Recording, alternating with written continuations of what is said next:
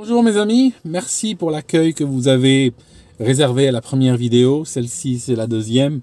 Nous allons aujourd'hui parler d'un accident aérien absolument ahurissant. On apprend beaucoup des accidents aériens parce que dans cet accident-là, le Eastern 401, finalement, on va avoir un crash terrible, beaucoup de morts, à cause d'un détail, à cause d'une obsession sur une ampoule à 25 centimes qui a finalement complètement dégénéré. Et dans la vie de tous les jours, que ce soit dans la vie professionnelle ou la vie personnelle, la focalisation excessive sur des détails peut souvent nous faire oublier la grande image, en fait, nous faire oublier, on va zoomer, on va avoir une vue microscopique sur les choses, et on va rater tout ce qui se passe autour. C'est exactement ce qu'il y a eu avec ces pilotes ce soir-là. 29 décembre 1972, TriStar de Eastern Airlines. TriStar est un appareil extraordinaire, il était fabriqué par Lockheed. Il n'y a aucun TriStar, figurez-vous, il n'y a aucun TriStar qui s'est écrasé par faute de conception ou par panne mécanique ou autre. Ce n'est jamais arrivé. Aucun TriStar ne s'est cassé la gueule. C'est un avion qui a... C'est un wide body, c'est un avion qui a donc 10 sièges de front comme ça. D'ailleurs, ça a été, ce crash-là aura été le premier crash d'un wide body dans l'histoire. Donc, c'est vrai que psychologiquement, il a eu un impact super fort sur les gens.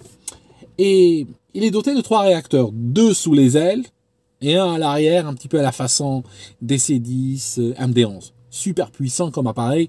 Il pouvait décoller avec 2 réacteurs. Pas quand il y avait des passagers, mais quand il y avait, par exemple, des cas où un réacteur était en panne et que l'avion devait être emmené vers une autre base pour réparation, sans passagers et avec un niveau correct de carburant, il pouvait décoller avec n'importe lequel des réacteurs des 3 en panne. Même avec un réacteur sous l'aile, en panne, il pouvait décoller. Donc, je disais que cet avion devait arriver vers minuit à Miami. Décolle de New York, JFK. Il descend vers une trajectoire sud, à peu près 1800 km, pour arriver en Floride. Alors, dans le cockpit, on a le commandant de bord, 30 000 heures de vol, un gars super expérimenté. Les pilotes de Eastern avaient la réputation d'être très bons. Vraiment, des gens très bons. Il y a eu des situations, je vous raconterai une autre fois, où, franchement, je suis pas sûr que d'autres pilotes auraient pu s'en sortir, et les gars d'Eastern se sont sortis. Donc vraiment, ils étaient super bons, les gars. Pas nécessairement très organisés, mais très bons. Donc on a le commandant de bord, on a le copilote. Copilote, first officer, c'est lui qui tient les commandes ce soir-là, qui fait l'approche. Derrière, on a un mécanicien navigant, et on a un mécanicien navigant encore qui est dans le cockpit, qui est là juste parce qu'il veut aller à Miami, parce qu'il doit intervenir sur un avion. 4 personnes dans le cockpit. L'avion est autorisé pour atterrir, il est dans son approche, c'est le moment de sortir le train d'atterrissage et c'est là que les problèmes vont commencer. Sort le train d'atterrissage. Alors, le train d'atterrissage, dans un avion, il est mu par des vérins hydrauliques. Donc, dans le TriStar, il y a, assez classique, comme dans l'Airbus à 320 ou à 330 ou autre, il y a 3 trains d'atterrissage. Il y a 2 principaux sous l'aile, et puis il y en a un à l'avant, la roulette de nez qui est un peu plus fragile, qui est à l'avant. Donc, si vous regardez la cinématique de ces trains d'atterrissage, il y a des vérins hydrauliques, à peu près le même principe que les vérins hydrauliques sur les engins de chantier. Vous n'allez qu'à voir des grues ou des pelleteuses ou autres qui creusent, c'est exactement le même principe. Donc, quand l'avion décolle, les trains d'atterrissage sont rentrés, donc il y a des vérins hydrauliques qui vont les tirer pour les rabattre, pour les faire rentrer. Mais en fait, juste pour comprendre la situation, ce n'est pas le vérin hydraulique qui va maintenir le train d'atterrissage remonté tout le long. Hein, c'est pas possible parce que c'est pas économique d'avoir des pompes qui vont travailler tout un vol, 10 heures de vol juste pour tenir un train d'atterrissage. Le train d'atterrissage rentre, il y a un crochet, clac, il se croche dessus, et à ce moment-là, la pression dans les vérins hydrauliques est relâchée, jusqu'à ce que ces mêmes vérins vont faire ressortir le train d'atterrissage lors de l'approche. Si vous regardez les Boeing, par exemple, vous avez le levier de train d'atterrissage, il a 3 positions. Il a pour les sortir. Ok, il a down pour les sortir. Il a up pour les remonter. Et il a une position au milieu qui est une position off. Au décollage, les pilotes rentrent au train d'atterrissage. Dès qu'ils ont un vario positif. Il y en a un le premier qui tire. L'autre qui regarde. Dès qu'il voit qu'il y a un vario positif, ça signifie que l'avion commence à s'élever du sol. Le train d'atterrissage est rentré. Un peu plus tard, sur Boeing, ils font passer la manette du train d'atterrissage, ils la font passer de up, donc de haut, maintenu par les vérins, ils la font passer à off. Ça veut dire qu'en fait les vérins vont arrêter de travailler et c'est le crochet qui va maintenir le train d'atterrissage. Donc, juste pour vous expliquer un petit peu le détail. Quand le train d'atterrissage est sorti, vous avez des lumières vertes qui s'affichent. Donc dans ce cas-là, 3 lumières vertes. Une pour l'avant, 2 pour l'arrière. La lumière est affichée à travers une sorte de petite boîte en plastique, noire, où sont taillées, il y a une partie transparente, où sont taillées des lettres, genre par exemple down. Okay, et en fait, quand on met lumière derrière, si on met lumière verte derrière, et qu'on l'allume, on va voir l'écriture. C'est un concept extrêmement simple. Quand le train d'atterrissage est remonté, il n'y a rien qui s'affiche. Le commandant de bord baisse le train d'atterrissage, et il voit quoi? Il voit d'abord 3 lumières ambre, c'est normal, c'est le train d'atterrissage est en transit, est en train de se déplacer, et après il voit 2 vertes. Arrière gauche vert, arrière droit vert, donc les 2 principaux sont sortis, et à l'avant, il n'a rien, noir. Là, ils sont très embêtés. Ils font la seule chose à faire en ce moment-là. Ils remettent les gaz. Donc, le copilote tire sur le manche, pousse les gaz à fond, repart, n'atterrit pas, il fait un demi-tour, il parle au contrôleur, il leur dit « Ok, vous maintenez 2000 pieds et vous investiguez votre histoire, et quand vous avez réglé le problème, on vous donnera des vecteurs radars et autres pour revenir. » Très simple. Ok.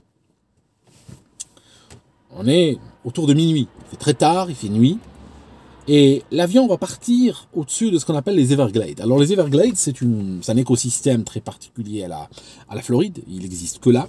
Donc il occupe presque toute la largeur de la Floride quand on est au niveau de Miami. C'est des marécages, différentes profondeurs, mais énormément de marécages avec des herbes, des plants très coupants, des moustiques, des grenouilles, des alligators. Enfin, c'est un endroit où vous ne tenez pas un quart d'heure. D'ailleurs, l'endroit est tellement difficile à progresser que si vous regardez certains films, vous voyez des reportages, vous voyez que les gens se déplacent là-bas, là-dessus, avec des barques à fond très plat, qui ont de grosses hélices derrière, qui ont de grosses hélices aériennes derrière, pour pousser l'avion, parce que s'il y a une hélice qui va dans l'eau, très rapidement, elle va s'empêtrer dans de la boue, dans des algues ou autres. Donc, il faut ce genre de bateau pour pouvoir se déplacer. Comprendre une chose.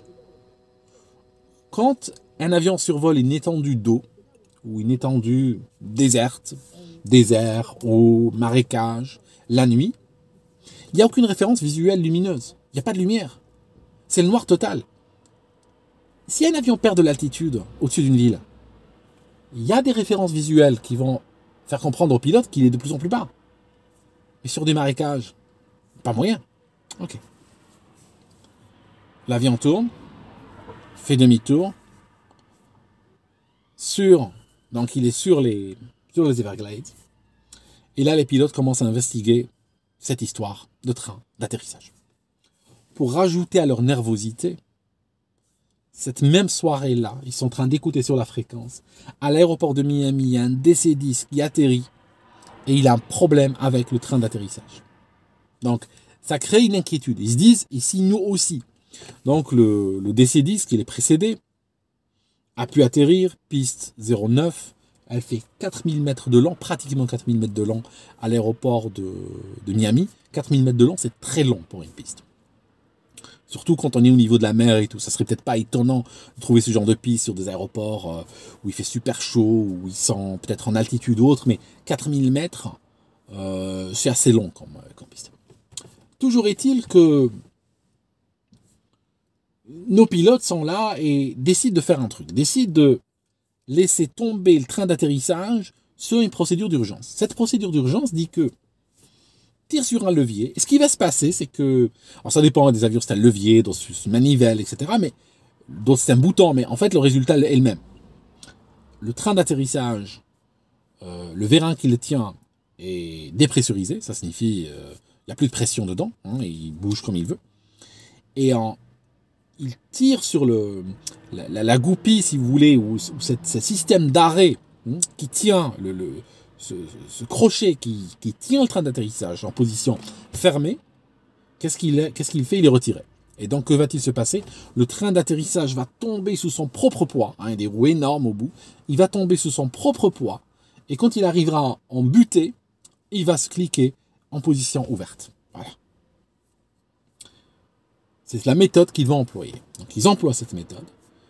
Lockheed, le fabricant de cet avion, est clair là-dessus. Il dit que si on utilise cette méthode, on n'a même pas besoin de vérifier. Il n'y a aucun cas connu par l'homme où on utilise cette méthode et le train d'atterrissage n'est pas verrouillé. Il dit si vous utilisez cette méthode sur le TriStar, le train d'atterrissage est nécessairement sorti et nécessairement verrouillé. Maintenant, ils utilisent cette méthode. Le résultat, c'est que bon, 2 lampes, 2 verres, et puis l'autre, il n'y a rien. Donc, le commandant de bord dit au copilote, fous-moi cet avion en pilote automatique et aide-moi. Donc, le copilote met le TriStar sur pilote automatique pour maintenir l'altitude, et puis va commencer à bricoler sur le tableau de bord avec le commandant. Alors, ils veulent retirer ce cube-là, où il y a la lampe, ils veulent vérifier la lampe. Ils veulent le tirer à la main, ils n'arrivent pas. Hein. Souvent, ils sortent de 3 à 4 mm, il n'y a pas assez pour les prendre. Ils veulent une pince, ils ne trouvent pas de pince. Il y a le mécanicien qui leur dit « Arrêtez les gars, vous allez tout casser ». Puis finalement, avec une serviette, ils arrivent à le choper, puis le tirer. Et ils le tirent, ils regardent. Ils n'arrivent pas à comprendre si la lampe marche ou elle ne marche pas. Le commandant le remet à l'envers, il reste coincé. Ok. Il y a une autre méthode. Il y a dans le cockpit de TriStar, et souvent dans des avions de cette taille, il y a une trappe. Elle est ouverte, et le mécanicien descend une petite échelle pour arriver au niveau du train d'atterrissage. Donc il y a une sorte de... on voit le boîtier, enfin on voit le puits du train d'atterrissage, mais de l'autre côté. Hein, d'accord. Et puis, il y a un moyen, il y a une sorte de vitre qui permet de voir le train d'atterrissage. Et ça permet de voir s'il est verrouillé ou pas. Le mécanicien descend et il n'arrive à rien voir. Il remonte, quand il remonte, il se fait engueuler par le commandant de bord qui lui dit je veux pas te voir ici, je veux que tu me dises où ce foutu train d'atterrissage, qu'est-ce qu'il fait. Le copilote, il éclate de rire, il éclate d'un rire nerveux. Okay. La situation tourne au tragicomique dans cet avion. On est à 2000 pieds du sol, dans le noir total, et l'attention est complètement focalisée sur une lampe. Le commandant allume une lumière qui permet d'éclairer le train d'atterrissage, et le mécanicien descend pour voir, et il est suivi par le deuxième mécanicien. À ce moment-là, le contrôleur sur son radar, il avait assigné 2000 pieds à cet appareil, et sur son radar, il voit que l'appareil est à 900 pieds. 900 pieds, et il est en vente arrière. Ça signifie qu'il n'est même pas aligné face à la piste, il est parallèle à la piste, okay, il est parallèle à la piste, en train de s'éloigner dans la direction opposée à celle de l'atterrissage. 900 pieds, c'est très bas. Même un petit Cessna 172, il serait à tour de 1000 pieds dans un endroit pareil. Là, on a un avion de ligne qui est à 900 pieds. Le contrôleur ne va pas dire au pilote de manière claire vous avez quitté l'altitude ou autre, ou toute phrase qui leur permet de comprendre qu'ils ne sont pas à la bonne altitude. Il ne va pas le faire. Il va leur dire, il va les appeler, il va dire Eastern 401, ça va chez vous? Eux, ils disent oui, tout va bien, on est prêt à tourner. D'accord, il leur dit écoutez, tournez au cap 180. Donc, à ce moment-là, le copilote se retourne vers son tableau de bord pour afficher le cap 180. Hein, c'est un bouton, il met cap 180 et l'avion tourne au 180 par le pilote automatique. Au moment où il regarde, son tableau de bord il est sous le choc. Ce qu'il voit n'entre pas dans sa tête. Et ça, c'est toujours terrible quand quelqu'un sort de la loupe de contrôle, de la boucle de contrôle. Il n'est pas dedans. Il était en train de se battre avec la lampe. Donc, quand il revient, il regarde l'altimètre, il regarde la vitesse, il y a quelque chose qui le frappe. Ce qui le frappe, c'est que l'altimètre affiche 0. Et que le variomètre affiche moins 3000. Donc, à cet instant, il reste 7 secondes avant l'impact. L'avion avait commencé à virer, était incliné, tourné à gauche, il était incliné, et il descendait. Le copilote, pendant ces 7 secondes, mentalement, il va bloquer. Il va faire un blocage mental. C'est-à-dire, au lieu de réagir de manière spinale et tirer sur le manche, il aurait eu une chance réelle. Je pense qu'il aurait pu le faire. Il aurait eu une chance réelle de récupérer la situation. Il n'en fera rien. Il va dire, mais dans le CVR, le Cockpit Voice Recorder, la boîte noire, comme on dit, qui enregistre les conversations, il va dire, mais on a fait quoi avec l'altitude? Il va sortir une phrase qui ne veut rien dire. Une phrase de ce genre. Mais qu'est-ce qu'on a fait avec l'altitude? Le commandant regarde, le temps de réaliser ce qui se passe, le bout de l'aile gauche touche le sol. Donc il y a tracé de l'impact, l'avion a été étalé sur 500 mètres. Le premier impact, l'aile gauche, il y a des morceaux de métal et de plastique et tout, qui montrent le premier point d'impact.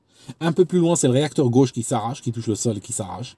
Le premier impact significatif, avec un cratère et des sièges passagers et tout, arrive à 250 mètres après. Et le dernier débris qu'on trouve, c'est 500 mètres plus loin. Donc, l'avion est complètement détruit. C'est un flash, littéralement. Ce flash est vu par un homme qui chassait comment on appelle ça, des batraciens, des grenouilles, voilà. Chasser des grenouilles. Il chassait les grenouilles pour des recherches, pour les manger ou autre. Et soudainement, il voit ça. Il voit un avion passer, il voit un avion défiler sur l'horizon, super bas. Et la prochaine chose qu'il voit, c'est un flash. Il démarre sa machine et il arrive sur site, il arrive à trouver l'endroit. Et là, c'est le désastre. Il y a des gens, certains sont morts, d'autres sont vivants. Il arrive sur un morceau de carlingue où il y a 2 hôtesses de l'air qui étaient assises sur leur siège. Mais comme ce morceau de carlingue s'est cassé, s'est retourné, elles se retrouvent à 6 ou 7 mètres du sol, la tête en bas, mais elles sont vivantes. D'autres sont la tête en bas, mais sont attachés à leur siège et sont sous l'eau déjà. C'est trop tard pour eux. Il sera blessé, le gars. Il sera brûlé. Il va essayer d'aider les gens. Il va en sauver pas mal. Il y a le vice-président de la compagnie Eastern qui était à Miami. Il reçoit un appel qui lui dit probablement un avion a été perdu. Pendant ce temps-là, les secours cherchent à s'organiser, à trouver le moyen d'accéder. Il fait quoi, lui? Homme d'action, court à l'aéroport, prend un hélicoptère avec un pilote. Ils vont aller chercher avec un phare. Ils localisent l'endroit. Ils arrivent à sauver 3 passagers qu'ils ramènent à l'aérogare, qui sont pris en charge par les services médicaux. Et en fait, c'est sur les... Je pense qu'il y a eu 101 morts. Il y a eu 101 morts ce jour-là. Et 73, attendez, j'avais sur un document, 75 survivants. 75 survivants et 101 morts ce soir-là. Les survivants, ça va de tout. Partis sont blessés, ça va de gravement blessés. Ce qui a été étonnant, c'est que la boue qu'il y avait dans ce marécage avait quelque part pansé les blessures. Ça signifie que des blessures qui normalement auraient saigné beaucoup, ont saigné relativement peu parce que la boue était plaquée dessus. Ceci était bien sur l'instant, mais sur le long terme, ça a créé des défis médicaux très particuliers parce que avec les parasites et tout qu'il y a dans cette boue-là, il y a eu beaucoup d'infections, beaucoup de gangrènes et tout ça par la suite. C'était très très dur à gérer ces blessures-là. Il y a des gens, ils sont là, ils n'ont rien. Il y a un gars, par exemple, qui était qui avait été prendre un verre au bar, hein, il y avait un bar et tout, un petit peu façon Airbus A380. Le gars se retrouve avec son costume littéralement dans le marécage, debout comme ça, sans verre à la main. Il a été décrit par certains, ils ont dit, on aurait dit qu'un taxi l'avait déposé.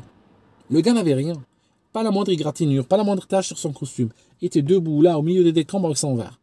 Il n'a rien compris, lui. Il était en train de boire. Et la prochaine chose qu'il savait, c'est qu'il était dans le froid, dans le noir, il ne comprenait pas ce qui se passe. L'histoire, c'est que, probablement, durant toute cette histoire où ils se sont occupés de la lampe et ils se sont engueulés, l'autre qui riait de manière hystérique, etc., ils ont dû pousser le manche. Quand ils ont poussé le manche, quelqu'un a poussé le manche, le commandant ou le first officer, ou le copilote, causant le débranchement. En fait, pas le débranchement complet de l'autopilote, mais en fait le passage de l'autopilote du mode où il devait maintenir l'altitude au mode qu'on appelle CWS. Ça signifie un mode où il accepte des inputs aux commandes et il les garde. Il va continuer ce que le pilote a initié. Donc, ce qui s'est passé, c'est quand un des pilotes a poussé, s'est retourné, il a mis son bras sur le manche ou autre avec son coude, avec son bras, il a poussé sur le manche, l'autopilote est passé sur ce mode-là. Et à partir de là, il a commencé discrètement à perdre de l'altitude. Sur ces avions, la perte d'altitude en mode CWS n'était pas un événement qui allait déclencher des alarmes particulièrement sonores, particulièrement bruyantes. J'avais un ami qui était pilote sur Boeing 727, qui est un avion de cette génération-là, hein, du TriStar. Il m'avait dit qu'un jour, il était dans le cockpit, faisait nuit, à un vol très long, il était seul dans le cockpit, noir, au-dessus de la mer, donc, hein, on ne réalise pas un petit peu l'altitude. Et soudainement, il réalise que l'autopilote ne maintenait plus l'altitude depuis un bon moment et que l'avion était doucement en train de perdre de l'altitude. Il m'avait même raconté que, hein, c'était le pilotage de l'époque, il mettait sur le bouton qui permettait de mettre l'altitude hold, le maintien d'altitude, il demandait à une hôtesse de l'air une cuillère à café qu'il posait sur le bouton. De sorte que si le bouton, par inadvertance, sautait de sa position, ce qui lui arrivait de faire, la cuillère tombait et ça créait plus de bruit qu'il entendait. Juste pour vous dire un petit peu le bricolage que certains pilotes devaient recourir à pour pouvoir faire leur travail correctement. L'avion s'est écrasé. Sur les 4 gars qui étaient dans le cockpit, le commandant de bord est mort. Passe tout de suite, au bout de quelques heures, mais le temps qu'il le sorte des décombres et tout, il était mort. Copilote est mort. Les 2 gars qui étaient dans la soute, l'un des 2 est mort et l'autre a survécu. Alors qu'il était dans un des endroits qui a touché presque en premier, parce que après l'aile et le réacteur et tout, la prochaine chose qui a touché, c'était le bas et l'avant de l'avion. Donc le gars a survécu. Le commandant, quand ils ont fait une autopsie, ils ont trouvé qu'il avait une tumeur de 7 cm au cerveau. Ils ne pensent pas que cette tumeur avait pu affecter ses capacités mentales ou cognitives durant ce vol, mais en même temps, il lui restait 6 mois à vivre. En fait, il est mort ce soir-là, mais s'il n'était pas mort ce soir-là, il n'aurait de toute façon pas terminé la nouvelle année qui s'annonçait, 1973.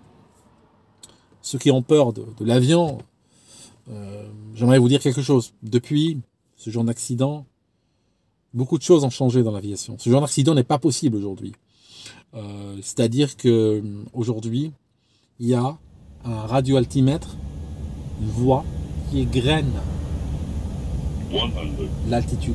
Il va annoncer, généralement il commence à 2500 pieds, et après il va égrener 2000, selon les avions, 1500, 1000, après il va égrener toutes les centaines, puis toutes les dizaines. Donc, il l'aurait entendu. Il y a aussi, cet accident a permis de réveiller une sorte de conscience par rapport à ce qu'on appelle les CFIT. Ça signifie, c'est une des grandes familles de crash aériens, les CFIT, qui sont les vols contrôlés vers le terrain. Ça signifie que lorsqu'un pilote a un avion, dont il contrôle complètement, il n'a pas perdu le contrôle de l'avion, il le contrôle. L'avion n'a pas de problème technique. Il n'a pas de moteur en panne, ou il n'est pas en feu, ou rien du tout. Mais par inadvertance, il finit dans la montagne. Par inadvertance, il finit contre le sol ou contre la mer. Ça s'appelle un CFIT. C'est une très grande famille de crash, c'est la plus importante et la plus tueuse malheureusement. Et ils ont plus tard créé ce qu'on appelait le GPWS, le système de Ground Proximity Warning System, le système qui avertit les pilotes de la proximité du sol. J'en parlerai dans les futures vidéos à différentes reprises, à différents moments, mais c'est un système qui va signaler quand l'avion s'approche du sol par inadvertance. Il a plusieurs modes de fonctionnement. Il peut par exemple, si par exemple un avion décolle et il perd de l'altitude après ou de la hauteur après le décollage, le GPWS va se déclencher et dire don't sink, ne plongez pas, ne plonge pas, ne descend pas. S'il sent l'approche du sol, alors que la configuration et tout n'est pas normale par rapport à cette proximité du sol, il va lancer une alerte too low terrain, etc. Donc c'est une voix synthétique qui avertit et que si cet appareil avait existé sur cet avion ne se serait pas écrasé. Ok. Piero San Giorgio m'avait demandé, mon ami Piero San Giorgio m'avait demandé l'autre jour, quand j'avais parlé du crash de Tenerife, 2747, la première vidéo que j'avais faite sur ce canal, il m'avait dit, c'est quoi l'impact psychologique des gens, sur les gens qui sont impliqués? C'est quoi l'impact? Est-ce qu'il y a des suicides? Est-ce qu'il y a des... Comment les survivants et même les autres intervenants, genre les secouristes, les contrôleurs aériens, ceux qui sont impliqués là-dedans, comment ils le vivent? C'est pour ça que j'ai fait cette vidéo, pour raconter la suite. 30 000 personnes qui travaillent chez Eastern Airlines ont failli perdre la tête. Ce qui s'est passé, c'est que dans les semaines et mois qui suivaient, il y a eu des témoignages très fréquents de choses, d'activités paranormales qui apparaissaient sur des avions de la compagnie. Alors, il faut savoir ce qui s'est passé. C'est que la compagnie, l'avion qui s'est écrasé, le 310, c'est le numéro 310, son immatriculation c'est N310EA. N, tous les avions américains, leur immatriculation commence par N, novembre. 310, c'est le numéro de série de cet avion-là, dans cette continuité. EA, Eastern Airlines. Donc l'avion c'est novembre, 3, l'unité 0, Echo Alpha. Cet avion 310 était neuf quand il s'est écrasé. Il avait 4 mois d'âge en fait. Il venait de le mettre en ligne. Quand ils ont ramassé les débris et tout ça, bon, les débris c'est la propriété de la compagnie aérienne finalement. La compagnie a récupéré un certain nombre de pièces. Alors pas des pièces, pas des moteurs évidemment, mais ils ont récupéré des pièces qui étaient valables. Donc ils ont pris dans les décombres ce qu'ils ont pu, des sièges, un four par-ci par-là, un trolley ou un chariot pour vendre les trucs en duty free et tout ça. Ils ont donné un coup d'éponge dessus, ils ont nettoyé, ils ont vérifié, ça fonctionnait, ils les ont remis dans l'inventaire. Ces pièces d'équipement se sont retrouvées sur d'autres avions de la compagnie. Des gens commençaient à voir des choses. Une hôtesse de l'air, la nuit, dans un vol de nuit, elle est assise, elle ouvre le rideau sur sa fenêtre et elle voit un visage de l'autre côté. C'est le visage de l'un des morts. Après, les témoignages vont commencer à pleuvoir, les témoignages tomber sans arrêt. Avion numéro 318 en provenance de New York. Nous survolons les Everglades afin d'atterrir à Miami. Une voix d'homme fait une annonce dans le système d'adresse aux passagers. Il demande d'attacher les ceintures et de s'abstenir de fumer. Personne parmi l'équipage commercial ou technique ne dit avoir fait cette annonce. Le système d'adresse aux passagers n'était pas en utilisation pendant ce temps. Aéroport JFK. Nous allons à Miami. Ils viennent d'en finir avec le carburant et l'avion est vérifié. Le vice-président d'Eastern a embarqué avant les autres passagers. La cabine était vide. En première classe, un homme était assis. Il portait l'uniforme de commandant de bord. Le vice-président s'est approché de lui pour le saluer. Il réalisa soudainement qu'il parlait à Bob Loft, le capitaine tué dans l'accident. Puis, Loft simplement disparut. Le vice-président est sorti discuter avec les agents de piste. Une fouille complète de l'appareil fut ordonnée. On ne trouva personne. La personne qui m'a dit ne veut pas révéler le nom du vice-président impliqué. Capitaine Loft, vu encore en première classe par le commandant de bord et 2 hôtesses. Ils ont discuté avec lui, puis il a disparu. Le vol a été annulé. C'est le pilote impliqué qui me l'a dit. Il m'a demandé de garder son nom secret. Alors, ces témoignages arrivent, deviennent de plus en plus fréquents. Ils vont même des fois suivre l'avion. C'est-à-dire que, par exemple, la compagnie Eastern avait l'habitude de louer des fois certains de ses Tristar à la TWA. Un jour, il y a un pilote de la TWA qui témoigne qu'il est arrivé, il a vu la police, personnel de sécurité, autour d'un avion, sortant une passagère en camisole de force. Cette passagère avait pris ce vol TWA, mais dans un avion donc de Eastern Airlines, et elle aurait vu, elle dit qu'elle a vu quelqu'un. Elle a vu un homme qui a surgi, qui lui a parlé, et en fait, soudainement, cet homme a disparu. Elle est devenue tellement folle, elle est devenue tellement hystérique, qu'il a fallu la sortir manu militari de l'avion et la contenir et tout ça. La compagnie, bien sûr, n'était pas très excitée par ce genre de témoignage. Parce que déjà, ils avaient une crash sur le dos. Ils n'avaient pas envie qu'ils soient réputés pour le paranormal sur leur vol. Alors les gens avaient peur de perdre leur travail. Parce que on leur disait de ne pas parler de ces choses-là. Les gens témoignent, les hôtesses de l'air, des pilotes, tout ça. Des gens très équilibrés, très stables.